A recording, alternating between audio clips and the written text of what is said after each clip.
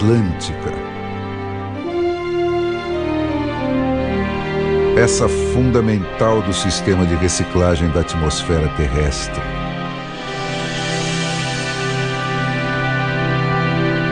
A avó das florestas do mundo.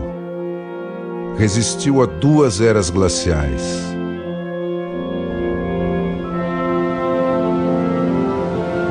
Cobria grande parte do litoral atlântico das Américas Central e do Sul. Hoje, está reduzida a 8% do que já foi.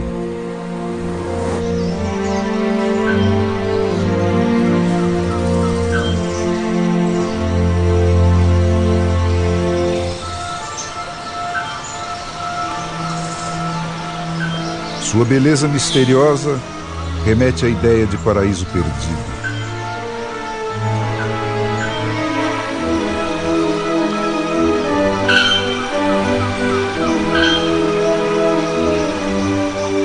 Parece a terra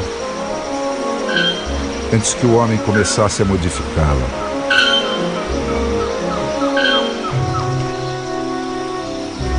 Mas é preciso resistir ao mito. Viver é muito perigoso.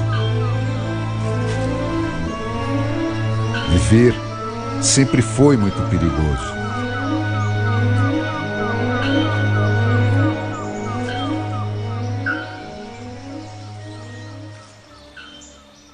Nesse cenário intrincado, onde se deixar ver quase sempre significa morte, não se vê em coisas, só se vê movimento.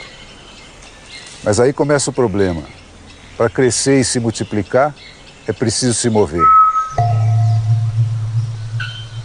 Quando chega a primavera, o macuco sente a necessidade de atrair um parceiro para a procriação.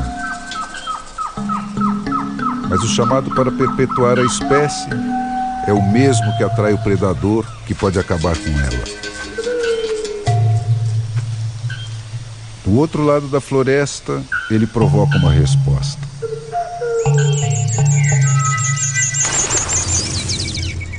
Vai começar uma marcha que nenhum risco poderá deter.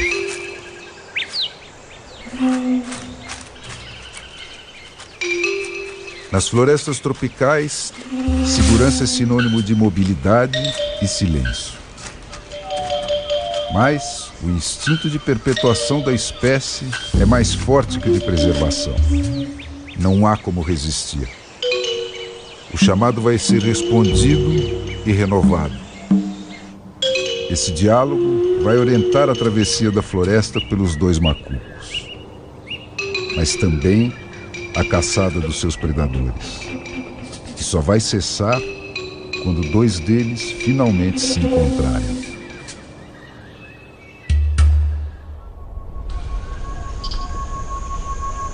Mas a nossa história começa muito longe daqui.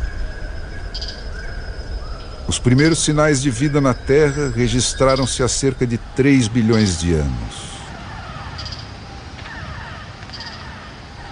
11 bilhões já se tinham passado desde a grande explosão que criou o universo.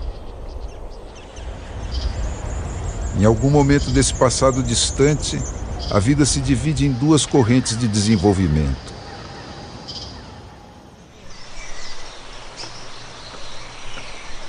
Uma segue o caminho das proteínas, gera o mundo móvel dos animais. É de onde vem o Homo sapiens.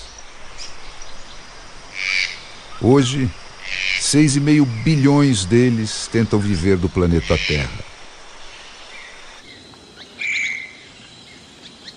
Outra toma a forma dos carboidratos e dá origem ao reino menos móvel das plantas.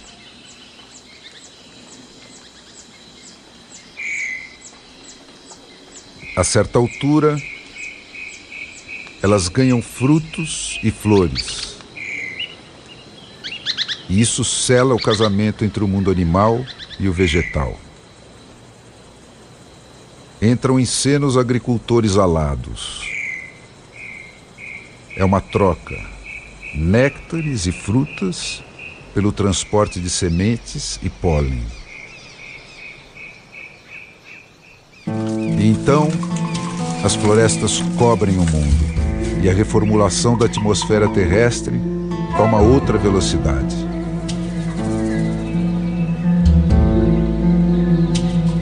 Nós mesmos só passamos a existir porque as florestas fabricaram um ar que podemos respirar e que nos protege dos efeitos mortíferos da luz não filtrada do sol.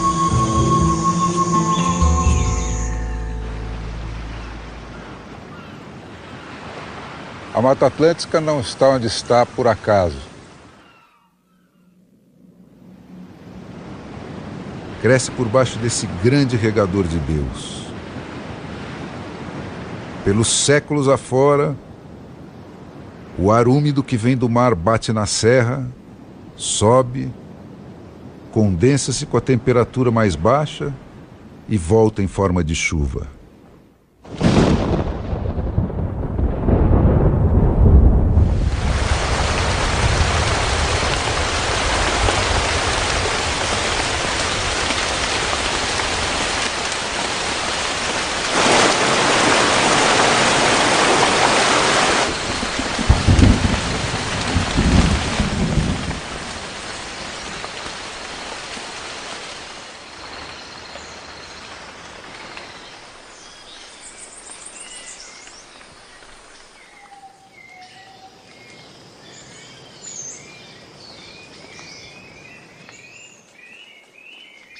Existem mais formas diferentes de vida aqui do que em todos os outros ambientes da Terra. Por quê?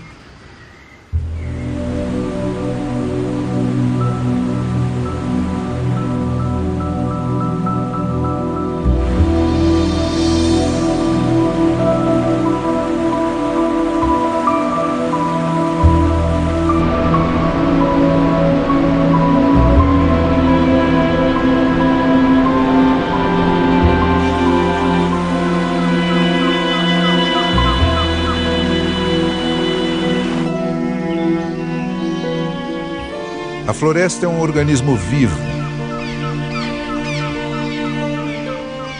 Nada aqui é igual ao que foi ontem.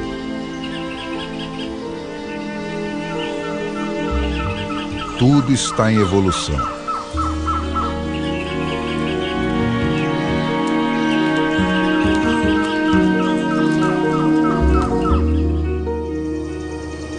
A luta pela luz molda o mundo vegetal. Nesta região de vales e montanhas, com faces apontadas para todos os quadrantes, há um regime de incidência de luz diferente quase para cada metro quadrado de chão. Isso cria diversos nichos de mercado, que vão exigir das plantas diferentes estratégias de captação.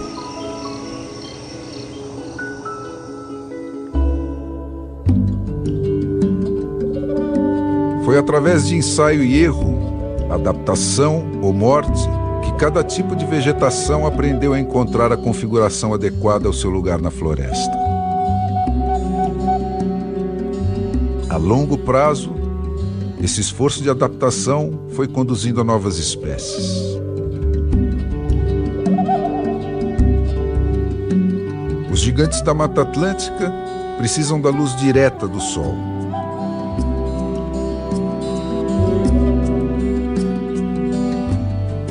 Por isso, aprenderam a investir toda a sua energia no crescimento. Vão retas para cima, sem se preocupar com o desenvolvimento de galhos e folhas inúteis.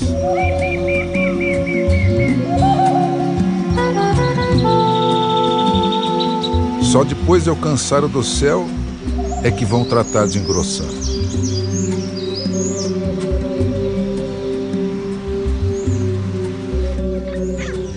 Tomando carona nelas estão as epífitas. Milhares de variações. Algumas têm sementes dispersas pelo vento. Outras são levadas de árvore em árvore pelos pássaros.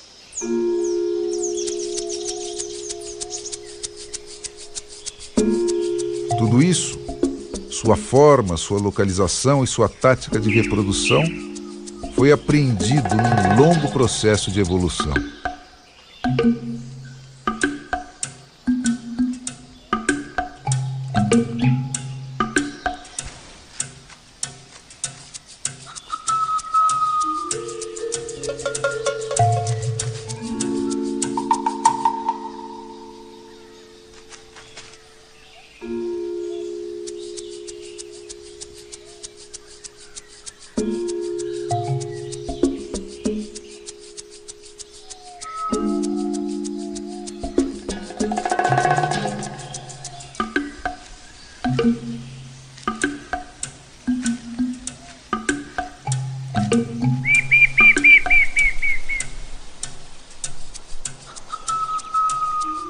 Na sombra do segundo andar, palmeiras e samambaias produzem folhas quase transparentes.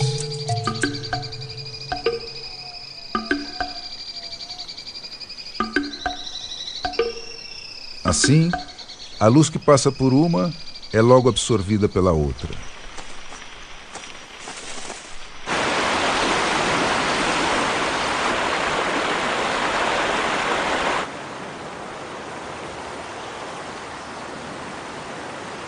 As trepadeiras buscam apoio em qualquer coisa que as leve para mais perto do sol.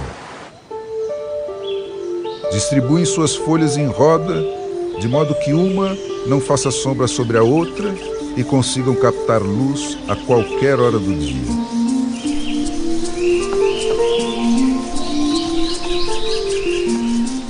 Algumas plantas arbustivas produzem repelentes de insetos. Outras não. Investem na produção de folhas sem se preocupar com estratégias de defesa. Deixam-se comer e produzem mais e mais folhas para substituir as estragadas.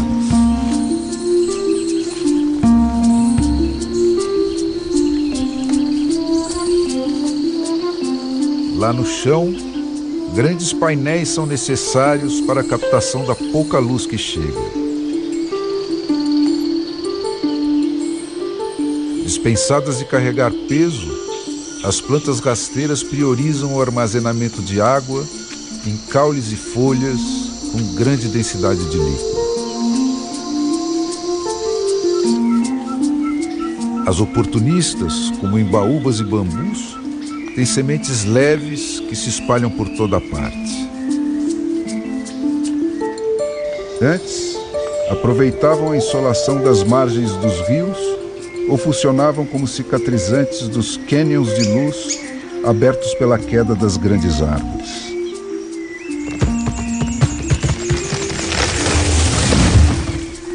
Com as derrubadas, estão cada vez mais presentes.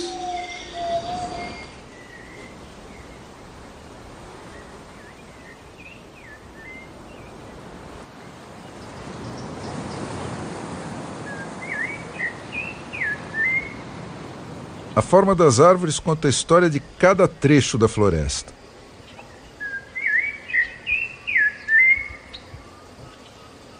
O regime mais racionado dos espigões, o excesso de água das baixadas, os anos de seca ou de chuva abundante, tudo fica registrado nos meandros mais ou menos tortuosos dos seus galhos.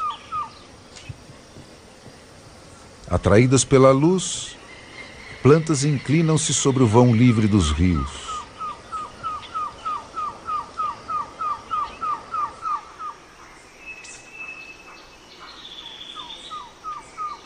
A queda de uma grande árvore abre uma nova janela de luz no teto da mata e desvia o rumo anterior do crescimento das suas vizinhas.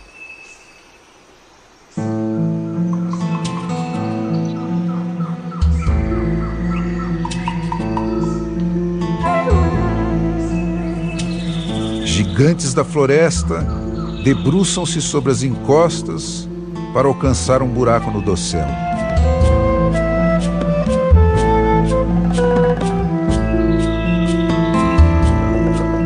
São massas enormes que se deslocam, desencadeando um progressivo jogo de pesos e contrapesos que vai demandar das raízes complicadas amarrações para mantê-los equilibrados.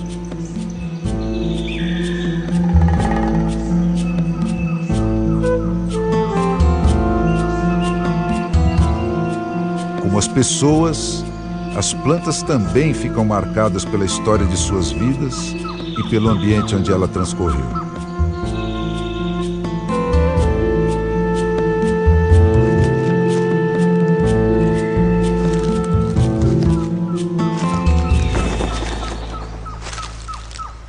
Os demais seres vivos também é assim. A necessidade e a floresta vão desenhando os animais, que depois vão redesenhar a floresta.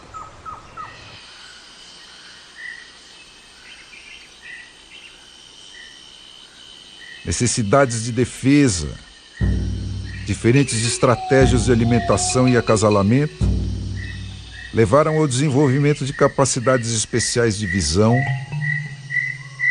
a adaptação de formas e cores ao ambiente, a formas diversas de vocalização, ao desenvolvimento de aptidões físicas especializadas e, finalmente, ao domínio dos diferentes níveis da floresta por diferentes espécies animais. Nos beija-flores, o coração é quase 1/3 do peso total da ave. É o motor necessário para sustentar as altíssimas rotações em que essas pequenas máquinas funcionam. Já as abelês, guaçus, urus e macucos se adaptaram bem à vida no chão, onde encontram comida com mais facilidade. Nesse ambiente cheio de obstáculos, o voo passou a ser um recurso só para emergências. E o corpo dessas aves foi mudando. O macuco é a ave que tem a menor relação entre tamanho do coração e volume do corpo. Mas aqui embaixo há ainda mais predadores do que lá em cima. Assim, ele teve de se transformar num mestre da sutileza e do cuidado. Estudos indicam que até o seu pio pode ter sido alterado ao longo da evolução para aumentar o seu arsenal de medidas defensivas. Hoje, ele se propaga de tal forma que só outro macuco consegue localizar com precisão de onde ele partiu.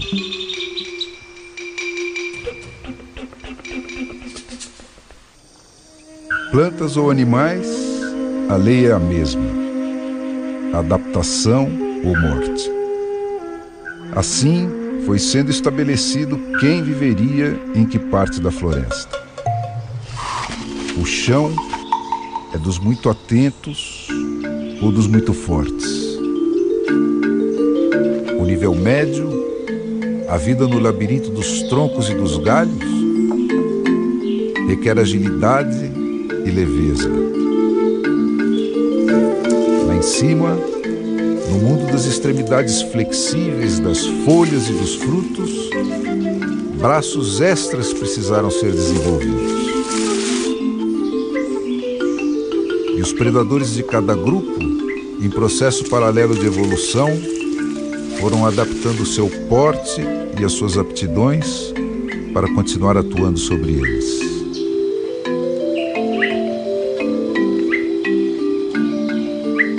Outro recurso que não se despreza no permanente desafio da luta pela vida na Mata Atlântica é a escuridão.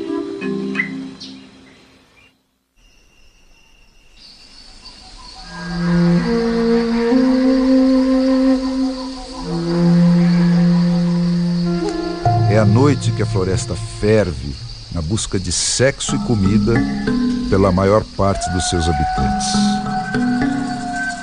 Todos desenvolveram visão noturna melhor que a do homem.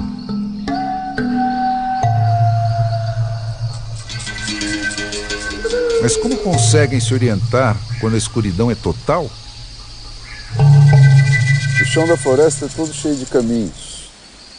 Alguns animais usam sempre os mesmos, de dia e de noite. Eles passam diariamente por eles e vão limpando o trajeto de pequenos obstáculos. Esses carreiros passam a ser também trilhas de cheiro, através das quais eles podem se orientar no escuro. Mas o que será que acontece no pânico da fuga? Eles fogem pelos carreiros? Ou a descarga de adrenalina dispara corridas cegas pela noite aos trancos e barrancos?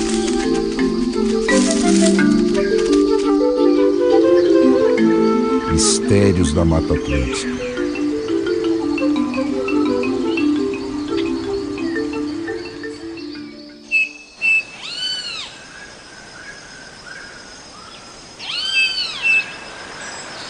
Mas nem todos estão suficientemente aparelhados para enfrentar a escuridão. Quando a noite cai, o macuco trata de buscar proteção.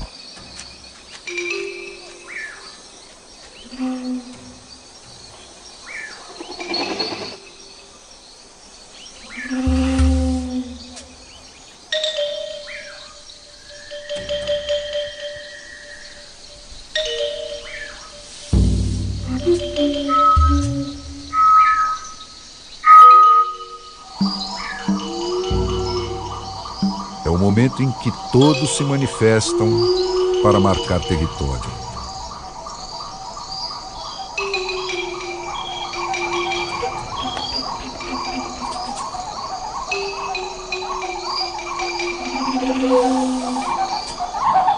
Como todo mundo na natureza, o macuco leva uma vida de fugitivo. No puleiro, evita até evacuar para não denunciar a sua posição. E precisa mudar de endereço constantemente. Lá no alto, a sua segurança é relativa. Aqui, todos os predadores sabem subir em árvores.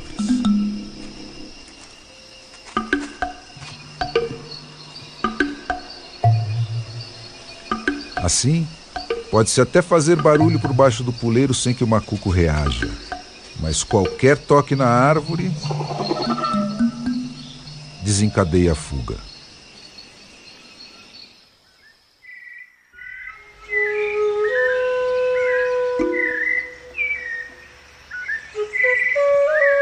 Na sombra do chão da floresta, a oportunidade de reprodução das plantas pode levar muito tempo. É o que explica por que boa parte delas evoluiu para armazenar energia em torno das suas sementes, desenvolvendo frutos polpudos.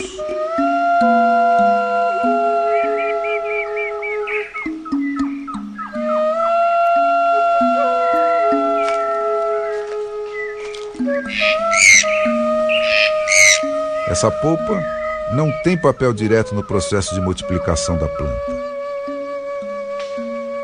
Serve para prolongar a vida das sementes até que encontrem as condições ideais de germinação.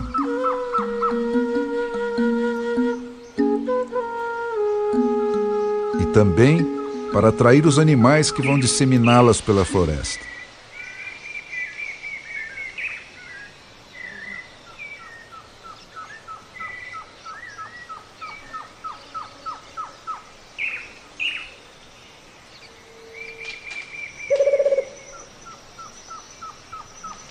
Somente as plantas de sementes leves, aerotransportáveis, reaparecem nas matas que não têm contato direto com matas mais antigas. As de sementes pesadas não conseguem mais migrar até elas. Por isso, correm maior risco de extinção.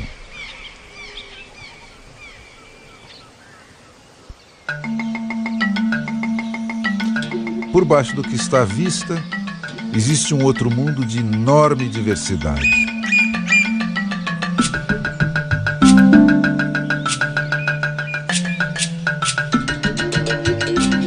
Além dos milhões de bactérias invisíveis, existe uma tal variedade de fungos aqui que esse grupo sozinho tem mais representantes que a soma de todas as plantas da Mata Atlântica e dos outros biomas brasileiros somados.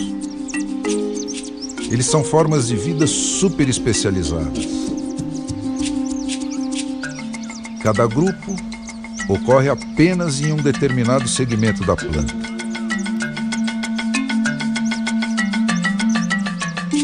Há também os especialistas em decomposição. Mas a maioria dos fungos ajuda as plantas a viver e a se proteger. São atores coadjuvantes essenciais a todas as funções vitais da planta. Pode estar neles o segredo da longevidade ou a solução para inúmeras doenças ainda incuráveis.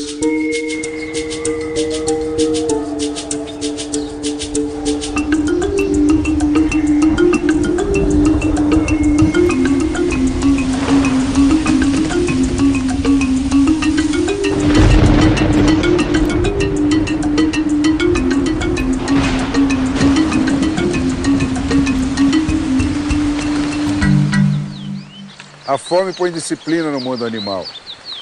Como os que estão sendo caçados só continuam a existir porque sabem fugir do que os estão caçando, não tem almoço grátis.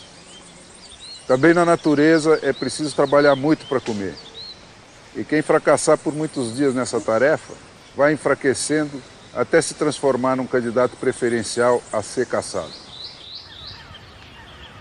Caçar e ser caçado está no código genético de todos os seres vivos. O homem, inclusive. A evolução tratou de atrelar a capacidade de multiplicação de cada animal à sua posição na cadeia alimentar. Na base estão os mais caçados. São os que produzem as maiores proles e também os mais descuidados com a sua proteção.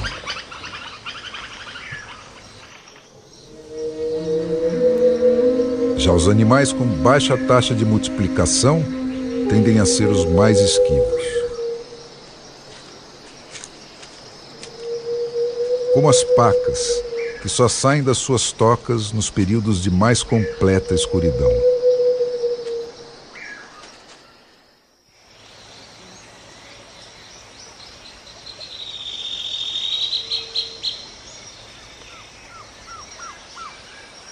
Morte e transformação. É essa a essência da receita da vida.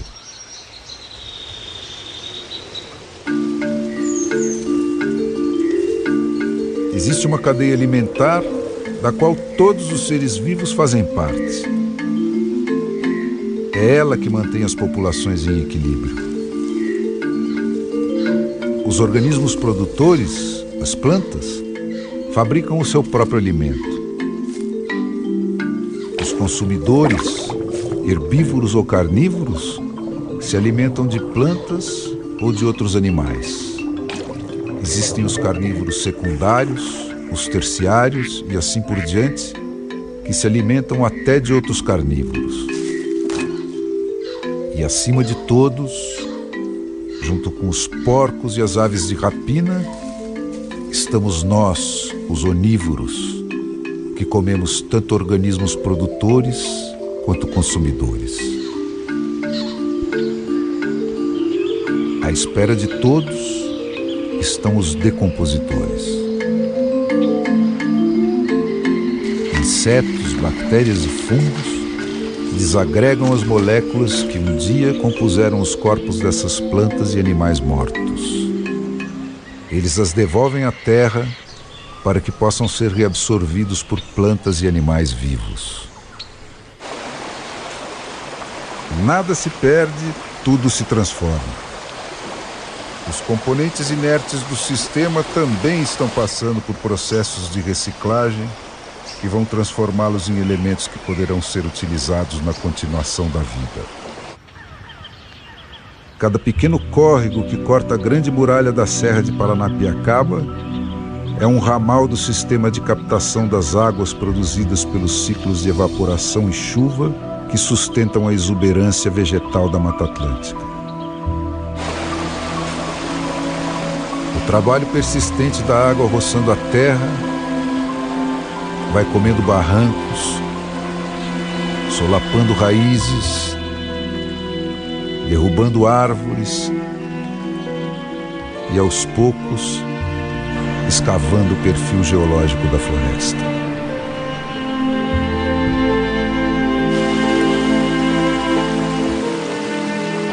É através deles que vai começar a corrida dessas águas em direção ao mar.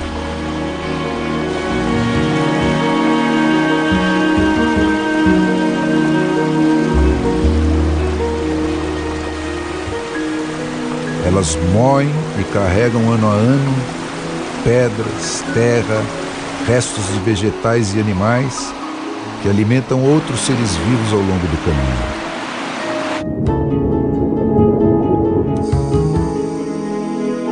Depois de descer a serra, esses detritos reduzidos a pó vão abastecer os oceanos de nutrientes para o fitoplâncton, elo primário da cadeia alimentar. E todo o ciclo recomeça. Tudo acaba sendo reduzido às mesmas partículas essenciais que se articulam e rearticulam de infinitas maneiras. Isso quer dizer que um átomo de carbono, que hoje faz parte da pele que cobre essa mão, já pode ter sido parte de uma folha, da carcaça de um dinossauro ou até mesmo de uma pedra. Um dia, esta mesma pele vai voltar para a Terra para ser transformada em alguma outra coisa. Sem estes ciclos de transformação e reciclagem, o planeta se transformaria numa grande lata de lixo. Não é só a Mata Atlântica. Tudo à nossa volta está em evolução. Os próprios continentes já andaram navegando pelo globo. O sertão, de fato, já foi mar. E o mar já foi sertão. O que um dia foi trópico, hoje está próximo dos polos. O norte já foi sul e o leste já foi oeste. Mata Atlântica, campos, cerrados, ileia amazônica, tundra canadense, desertos da Mongólia, tudo é uma coisa só. E a própria Terra está inserida num grande ecossistema intergaláctico, onde cada peça é essencial ao equilíbrio do todo.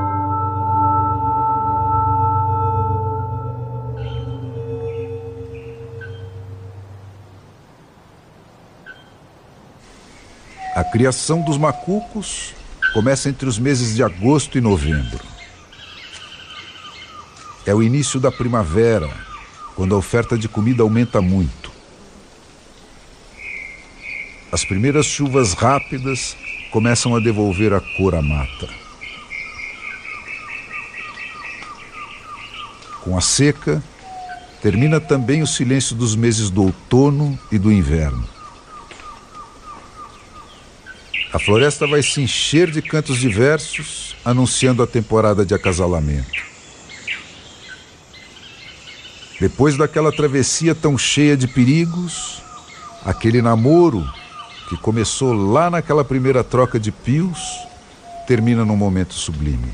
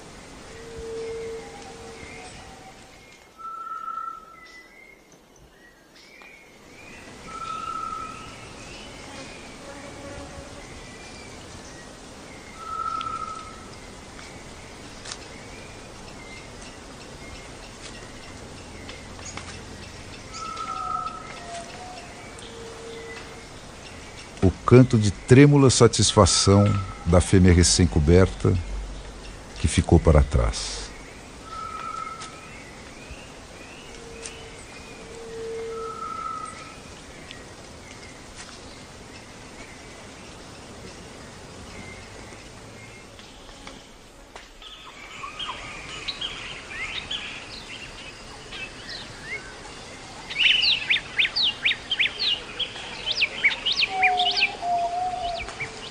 A floresta está toda dividida em territórios delimitados.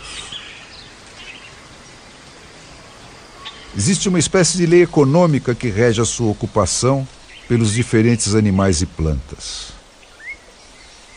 Pássaros, répteis e mamíferos de todos os tamanhos convivem numa mesma área em grupos contados de machos e fêmeas. As quantidades são estabelecidas pela disponibilidade de comida e pelas táticas de reprodução.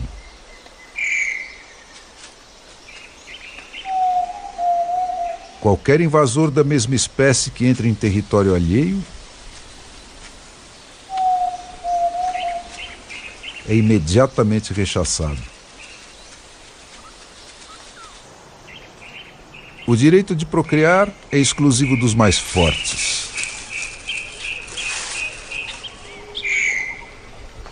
Para garantir trocas genéticas, as crias de cada espécie se misturam às dos territórios vizinhos para formar novas famílias.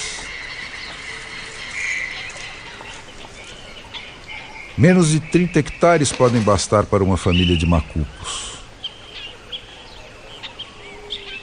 Outros mamíferos e predadores ocupam territórios maiores, sobrepostos aos dos pássaros e animais de menor porte. Uma irara pode requerer um território de caça de mais de 20 quilômetros quadrados.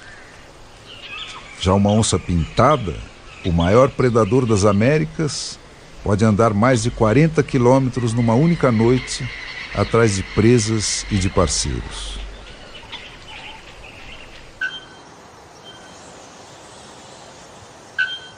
Em ambientes ecologicamente saudáveis, o aumento da população de uma espécie aumenta também o número dos seus predadores.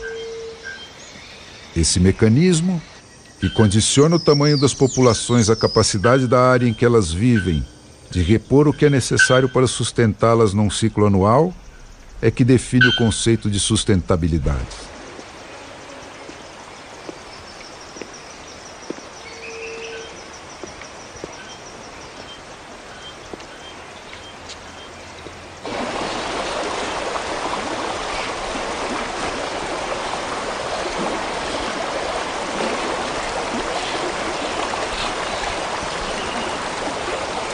O ato de acasalamento do macaco é só o prenúncio dos mais de 40 dias de pesadelo que vão se seguir.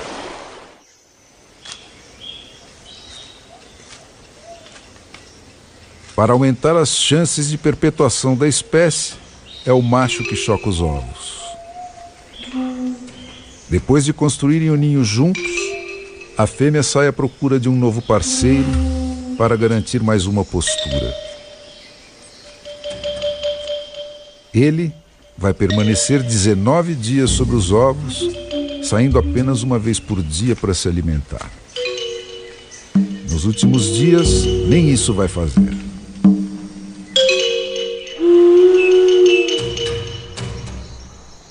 E durante esse tempo todo, vai ficar exposto dia e noite aos predadores. E as ameaças serão muitas.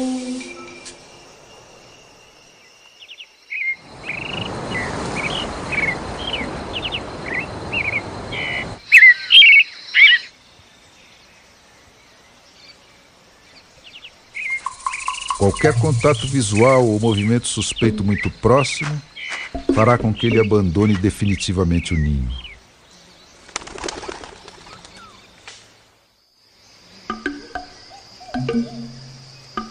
Se sobreviverem, entre o 19º e o 20º dia, os ovos serão picados e os filhotes nascerão.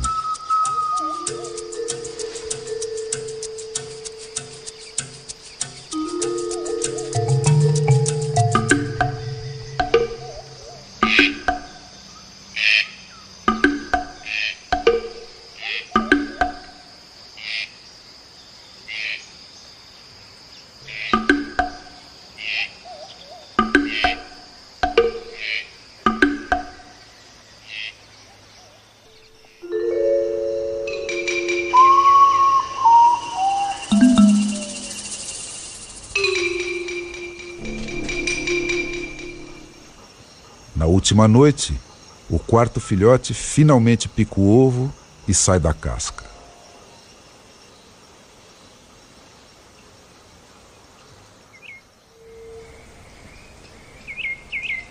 Agora, a família está completa. E o perigo será redobrado.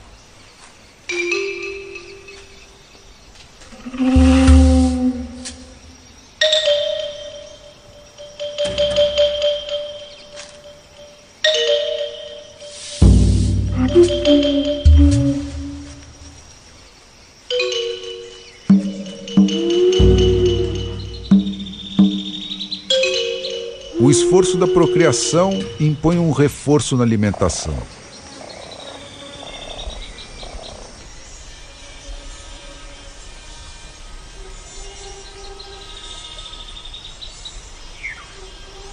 Por isso, de insetos a carnívoros, a ação predatória chegará ao auge neste período em que pais e filhotes estão mais vulneráveis. Ninguém é poupado.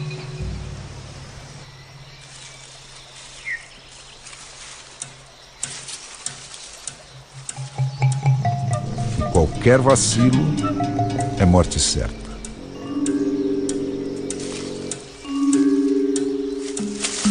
Agora vão ser mais 20 dias no chão.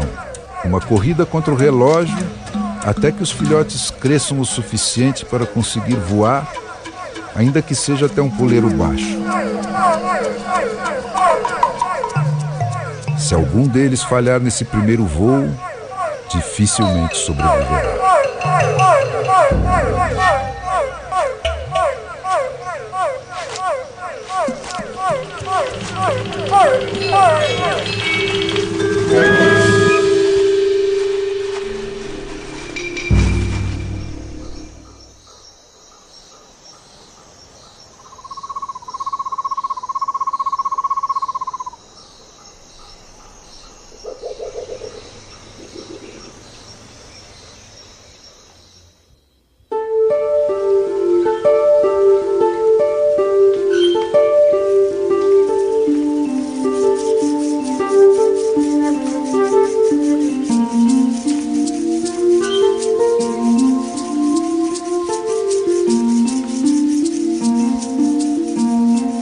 Até 60, 70 anos, ainda sobrava Mata Atlântica bastante para que a chegada de bandos de milhares de jacutingas que migravam todos os anos entre o sul da Bahia e o norte da Argentina fizesse parte do calendário de festas de diversas populações do litoral brasileiro.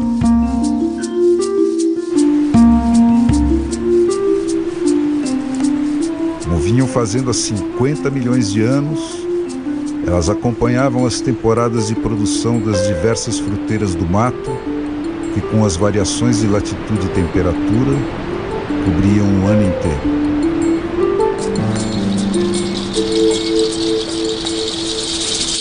Hoje, com a Mata Atlântica confinada a pouco mais que trechos da Serra do Mar de São Paulo e Paraná, as jacutingas estão limitadas a migrações entre o nível do mar e o Planalto, onde as variações de altitude e temperatura distribuem o período de frutificação por alguns meses do ano.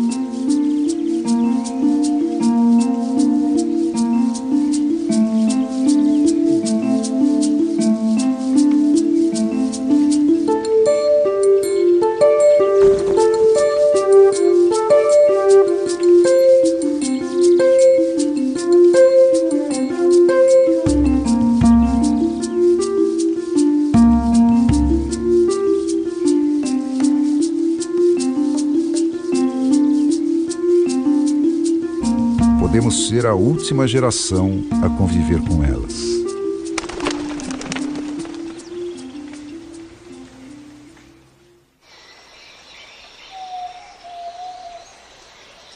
O resto da criação vive das florestas e trabalha para a sua manutenção. O homem vai na direção contrária. Nunca houve o bom selvagem. O que a ciência indica é que há 4.000 gerações o fogo tem sido o principal instrumento de interação entre o Homo sapiens, ele próprio um produto das savanas, e as florestas.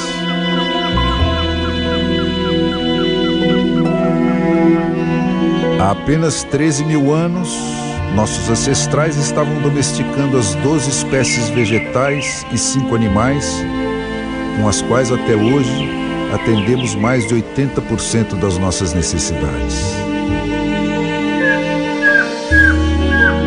Desde então, vimos empurrando tudo mais que vive no planeta para abrir espaço apenas para aquilo que elegemos para nos sustentar.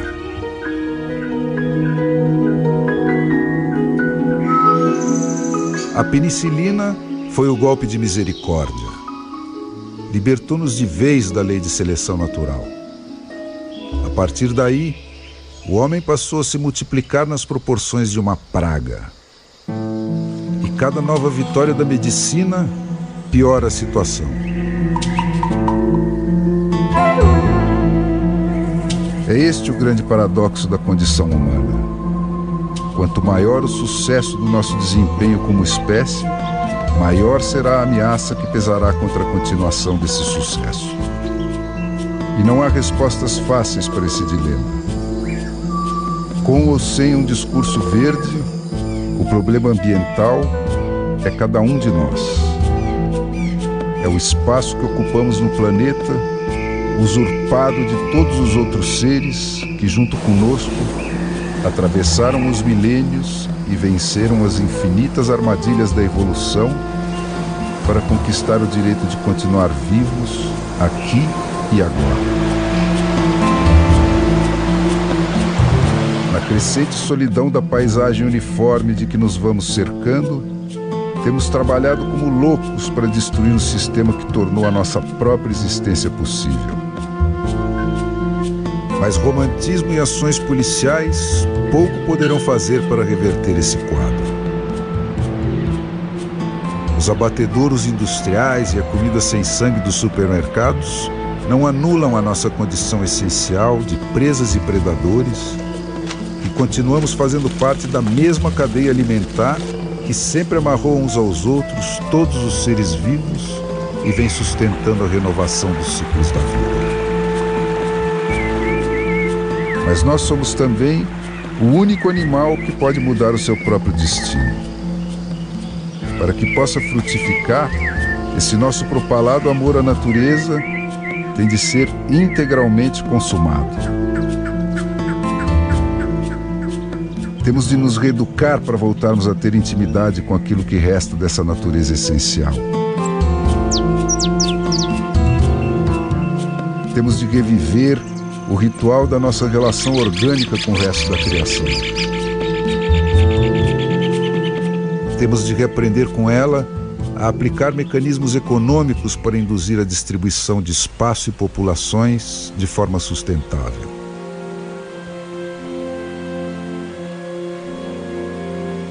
Talvez isso nos dê tempo para negociar com ela algum tipo de reconciliação antes que a natureza nos imponha a sua própria solução com a força e a indiferença daquilo que é eterno.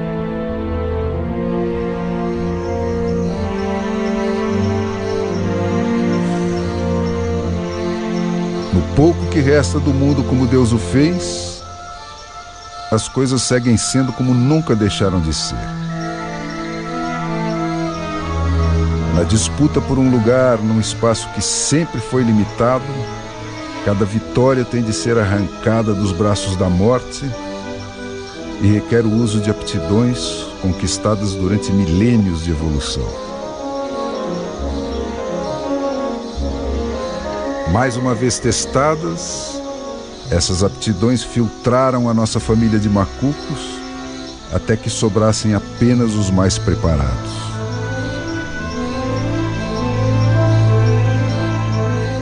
Agora, tudo recomeçará, cada um por si, como foi desde sempre e como continuará sendo, se Sua Majestade o Homem assim o permitir.